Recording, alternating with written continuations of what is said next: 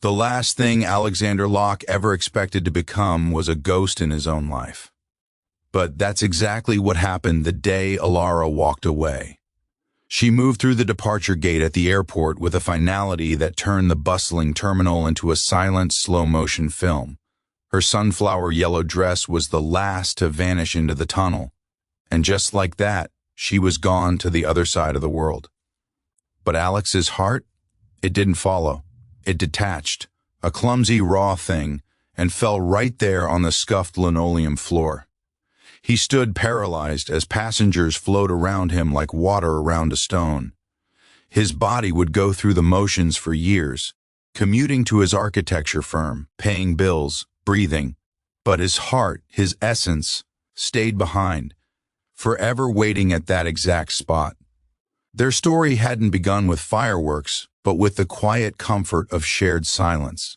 He was the meticulous architect, a man who found beauty in straight lines and solid foundations. She was a botanical illustrator, a woman who saw the wild, untamed soul in the curl of a fern or the burst of a poppy. They met in a rain-drenched bookstore, reaching for the same copy of Pablo Neruda's poetry. He quoted a line about structure. She finished it with a verse about roots. He built her a reading nook by the window. She filled his sterile apartment with living, breathing plants. For 5 years, they were a perfect symbiosis.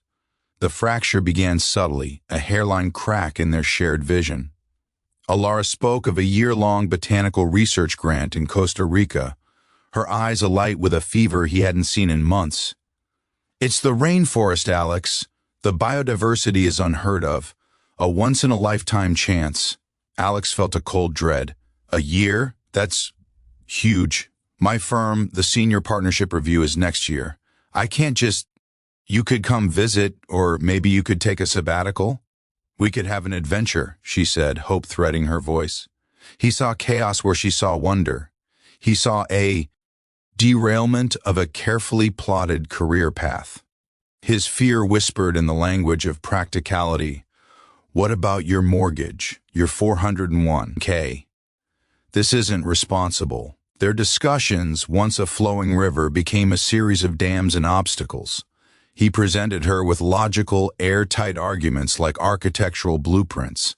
She tried to show him the blueprint of her soul, filled with organic, unpredictable shapes. The night before her flight, they sat in their now too quiet apartment, surrounded by packed boxes of her art supplies.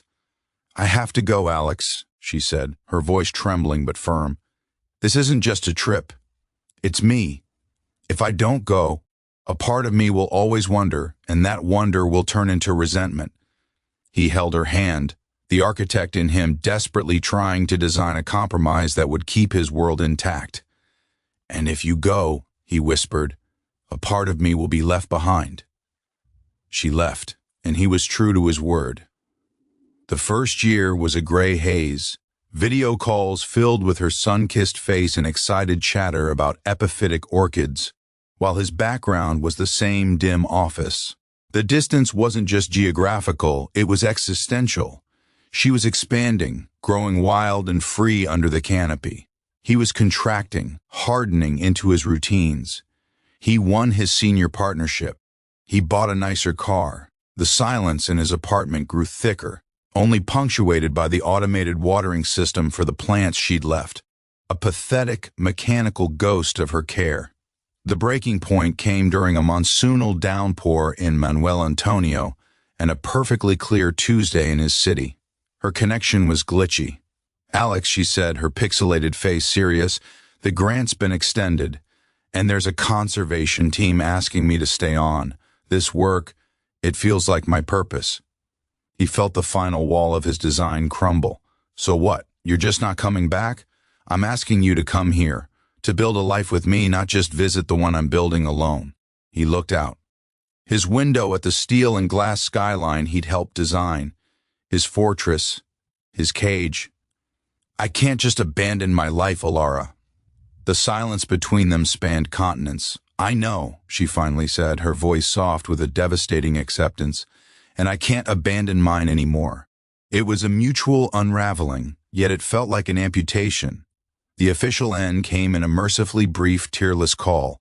There were no villains, only two people who loved each other, but loved the core of who they were becoming just a little bit more.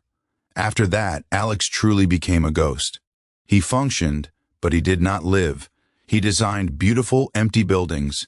He dated pleasant, empty women. His heart remained in that airport, a fossilized relic. The greatest challenge wasn't the loneliness, it was the haunting. Her memory was in the scent of damp soil, in the curve of a staircase that reminded him of the curl of her hair, in every single piece of fruit that wasn't as sweet as the mangoes she'd described. The resolution did not come as a thunderclap, but as a slow, persistent seep of light, like dawn through a forest. It began with a dying fiddle-leaf fig tree she'd left behind. He'd kept it alive out of a grim duty, but it was browning, dropping leaves like tears. In frustration, he finally took it to a small, quirky plant shop owned by an older woman named May. "Ah," May said, not looking at the plant, but at Alex's face. "This isn't about the plant, is it?" He found himself, to his own shock, telling her everything. The airport, the yellow dress, the heart left on the floor. May listened, repotting the plant with gentle hands. "You think your heart stayed behind with her," she mused. "But maybe it stayed behind with the you that you were with her, the you that noticed the color of her dress, the you that felt wonder." She pushed the rejuvenated plant toward him. She walked away to find her light. "You didn't walk, but you got left in the dark. The switch is still on your wall, my dear. No one else can flip it for you." Her words worked on him like a seed cracking open. He started small. He didn't quit his job, but he began taking his sketchbook to the city gardens. He drew leaves, not floor plans. He volunteered for a community greenhouse project. His architect's mind suddenly fascinated by sustainable green spaces. He brought life, actual thriving life, into his clean apartment.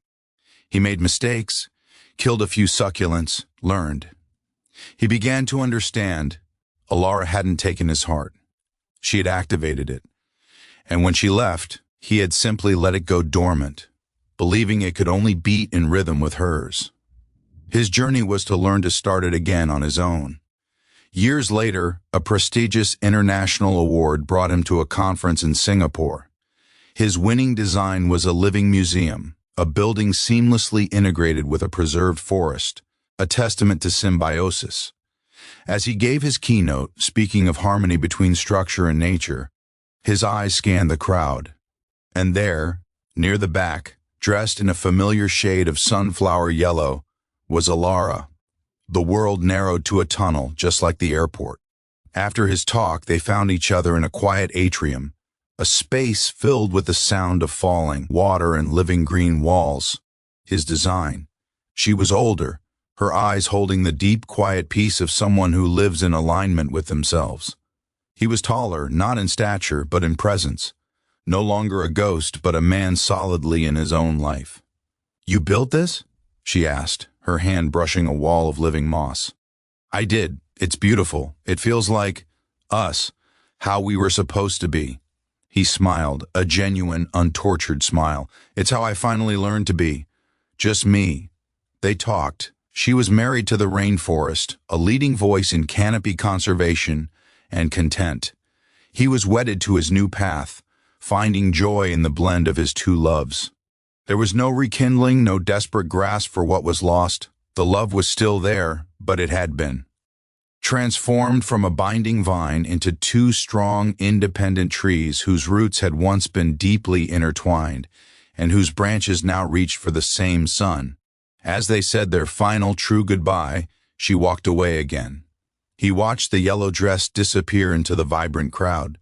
But this time, he felt a steady, strong rhythm in his chest. His heart, once left behind, was now fully his own, beating within him, scarred but resilient, capable of holding the memory of her without being imprisoned by it. So, what's the inspiring message here? It's not that love never leaves. Sometimes people walk away, and they have to. The message is that even when someone takes a piece of your world with them, they don't get to take your capacity to rebuild. Your heart is not a place you leave behind for someone else.